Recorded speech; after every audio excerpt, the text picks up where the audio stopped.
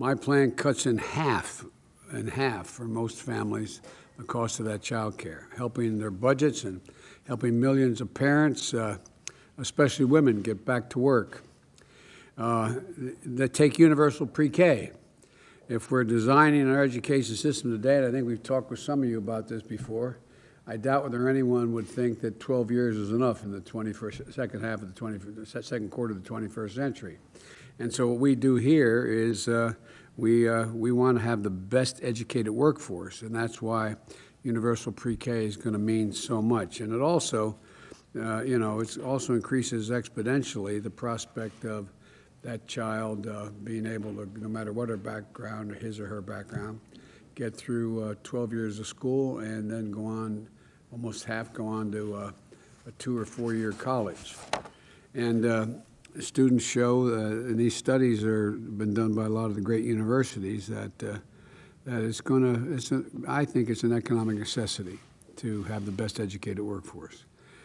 And take clean energy manufacturing. We're bringing American manufacturing back. Or I should say, you all are bringing American manufacturing back, and we're helping along the way here. The industrial Midwest, believe it or not, is coming back.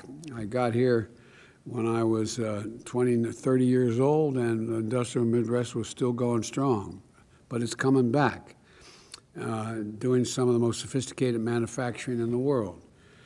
A real breakthrough began last year when Mary Barra, excuse me, Mary, for referring to her, I said it again, and Jim Farley of Ford, GM and Ford, and some of the key labor leaders announced that they're moving to all-electric future for vehicles.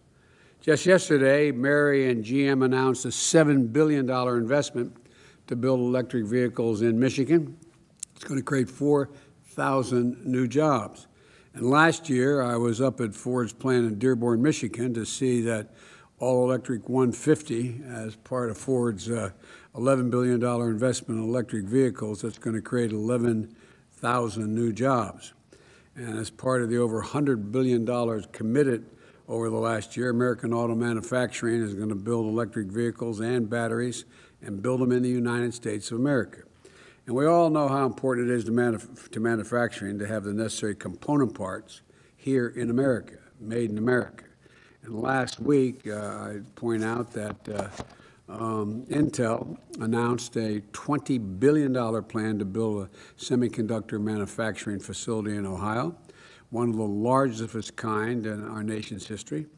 It's going to create 10,000 jobs. And I might add, one of the reasons for inflation being high as it is, 1/3 of the reason inflation is up is the cost of vehicles. And the reason the cost of vehicles is up, they don't have the component parts, meaning significantly the semiconductors. Last year, other top manufacturers committed $80 billion in new semiconductor facilities across the nation beyond what Intel just announced. It's going to create thousands of jobs, thousands of good-paying jobs.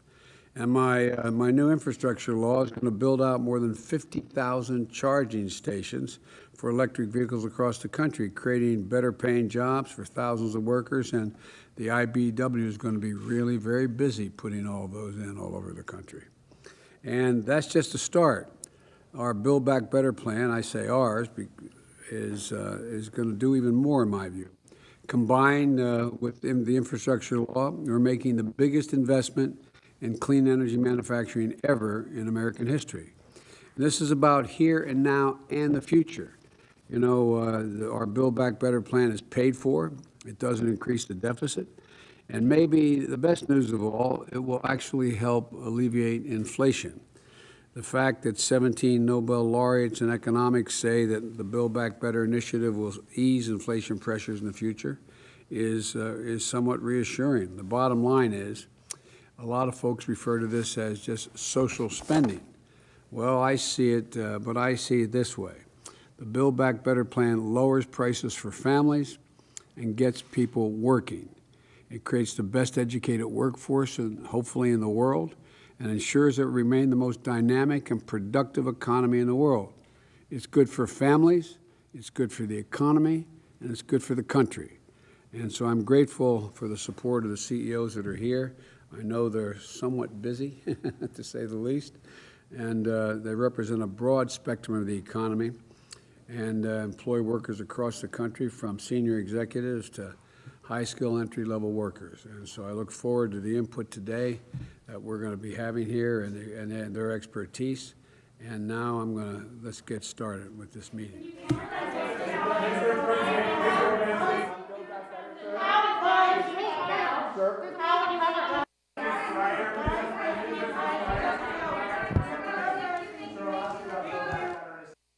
Your thoughts on Justice Breyer's retirement, sir? Thank you. Let's go. Thank you, guys. Let's go. Let's go. Thank you.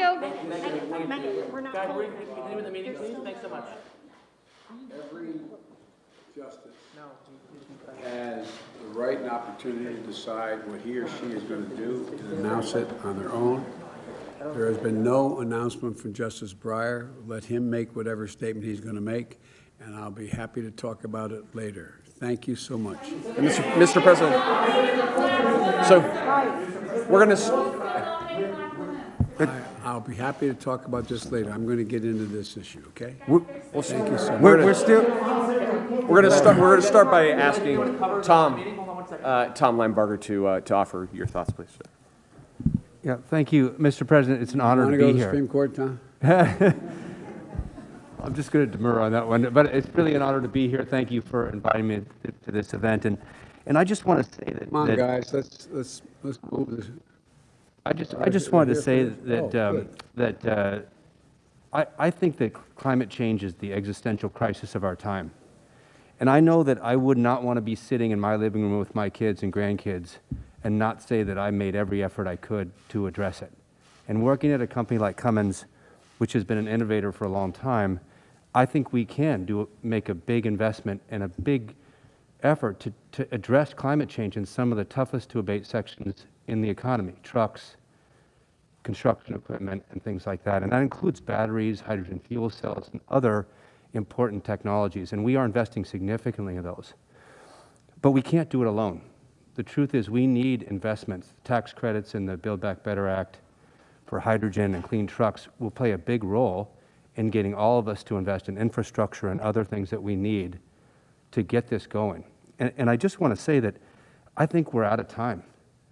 My view is that we're out of time to protect our climate, and we're out of time to make sure that American companies are the ones that lead the world in these technologies.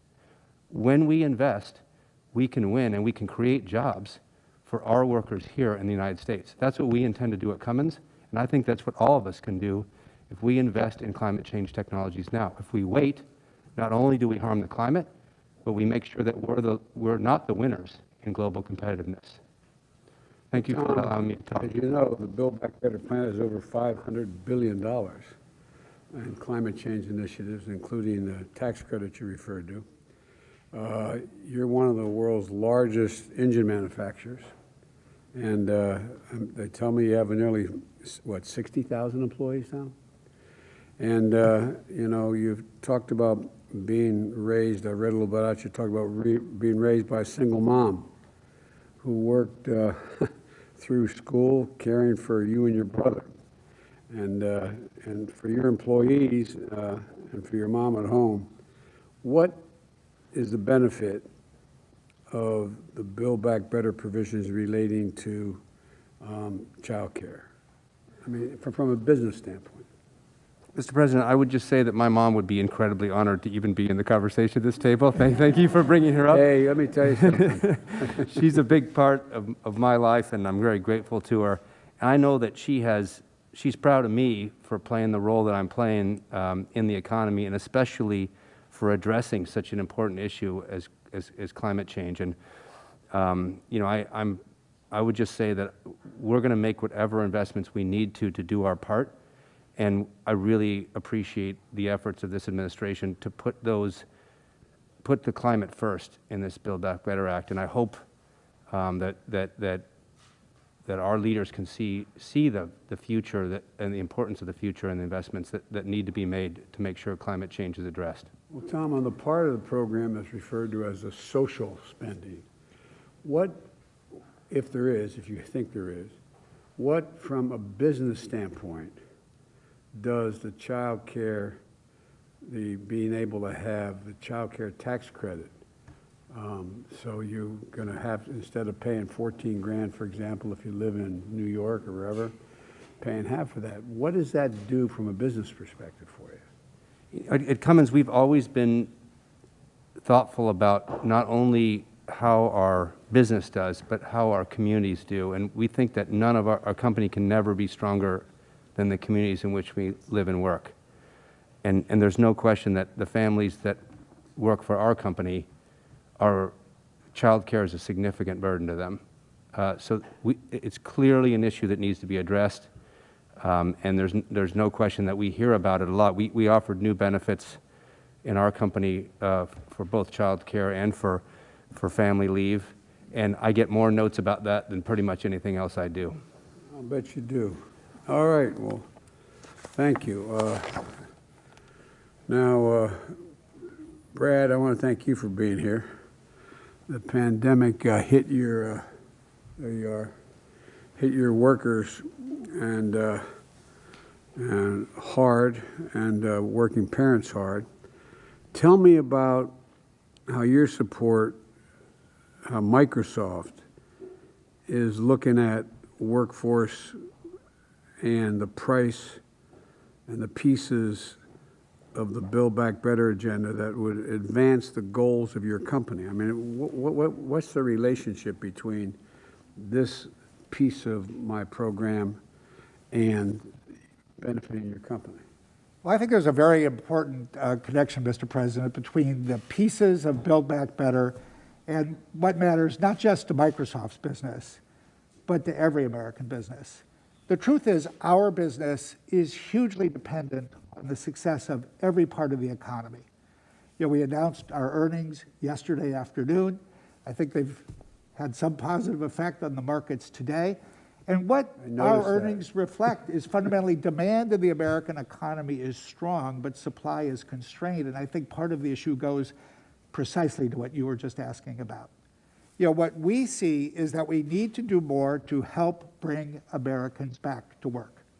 And one of the key ingredients that we see, whether it's for our employees or everybody's employees, is that people can only come back to work if they have a way to take care of their children. And in America today, there are two groups of people who are challenged when it comes to taking care of their children. For some, they can't afford to pay for child care. And that's where the provisions of Build Back Better that focus on low-income people who want to work or who want to get training to work, I think is precisely focused on what matters to people. The second group of people that is challenged is people who can afford to pay for child care, but what they're finding is that child care centers themselves don't have enough trained people, and your initiative addresses that as well. And so from our perspective, Build Back Better will help address supply shortages in the short run. Well, I will also say building a long-term foundation for another critical element that business needs, namely people with the skills to do the jobs that we are creating. And if there's one thing we've learned, it's that the best remedy for some of the most acute skills shortages is to enlist the nation's community colleges and mobilize them for the training that's needed, which Build Back Better would do. And when you couple that with the investment in Pell Grants, something that I think so many of us benefited from in terms of our ability to get the skills to succeed, that is the skills that we owe the next generation of students as well. I would offer a full-throated endorsement of the climate provisions as well. In short, I think that does not only what the world needs by inventing the technology in America that literally will help us protect the planet, but it will ensure that the jobs of the future are created in the United States as well. So across the board, I don't think we talk about that enough. Yeah. The provision that the technology that we, by investing, are going to develop that become export capacity, export matters, that grow the American economy beyond merely what it does relating to the environment here at home. And I think we're better positioned than any country in the world to do it if we invest. I couldn't agree more. And you know, Digital technology will play a role across the board, so we at Microsoft see this, but more than that, this is things like the long-duration battery storage that will equip the automobiles of the future. It's the sustainable aviation fuel that our airlines and aircraft manufacturers need. It's really every sector of the economy, and perhaps most especially the future of power generation. Well, thank you very much, Brad, for being here and for what you're doing. Now, Mary, I'm always talking about Corvettes. I don't want to make Ford or anybody else upset. But I might point out, when I went to Dearborn, driving that, was up there. I don't know, man. I think the press thought I was crazy. I enjoyed it so much going up and your new EV factory and that Hummer. Before I talked about Dearborn and the F-150, but that Hummer, my Lord, you guys, have you seen this vehicle? It weighs 3 times what my Corvette weighs. When it was brand new, the Corvette was 0 to 60 in 5.2 seconds. This is about 4.1. Actually, models up to 0 to 3 seconds. Oh. Or 0 to 60 in 3 seconds, yeah. Okay, I'm looking for a job, Mary. But anyway, all kidding aside, I'd like to, what can you tell me about what the investments will make in this legislation would mean to your business and your business moving forward? Absolutely. Well, first of all, again, it is an honor to be here today and be able to speak about climate change and our aligned goals as it relates to converting to an all-electric future. And General Motors is committed to invest more than $35 billion to support electric vehicles and autonomous vehicles by 2025. Just yesterday, as you mentioned, we made an announcement to put $7 billion more into the state of Michigan for affecting 4 facilities, converting 1 plant to electric truck manufacturing, as well as 2 additional factories and then a battery plant. And so we are really working to make sure, as we make this transformation to electric and do the right thing for the environment, that we bring everybody along, meaning that we have products at many different price points, and people who participate in this market can, either new or used, are going to have the opportunity to afford electric vehicles. To do that, it takes a good public-private partnership. Because for us to make those investments, we need provisions, especially the environmental provisions or the climate provisions, that are going to uncap EV credits. We see with EV credits that it does stimulate the market. And to get to the aggressive greenhouse gas reduction goals that we have, getting strong demand is very important. Already, very appreciative of what is in the infrastructure bill to build out the EV charging, because that's another important part as well. But then there's provisions for advanced manufacturing and battery and component manufacturing. And it's vital that we have that in the United States to not only secure our future, but to have economic growth and to provide good paying jobs. So there are many provisions that are very important that are going to allow us to advance and accelerate the move to electric vehicles. So we look forward to working with you and Congress, not only for the EV tax credit and the advanced manufacturing credits, but also the CHIPS Act. The funding for the CHIPS Act, it really is a national imperative.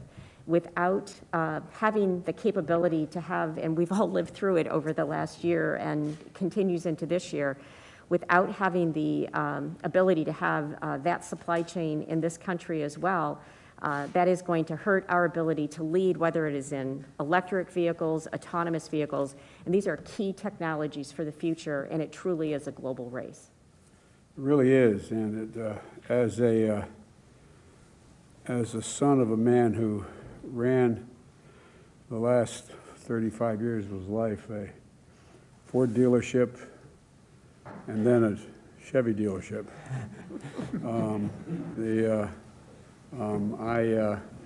you're going to make a lot of difference in people being able to make a living again. I mean, it really, really, really does matter. I mean, it's consequential, and at any rate, but I thank you for being here and what you have to say. Now, So, Yeah, Brian? yeah, Mr. President, with your permission, we're going to shift to the next section. We're going to ask the press to leave, and we're going to focus on going down into some of the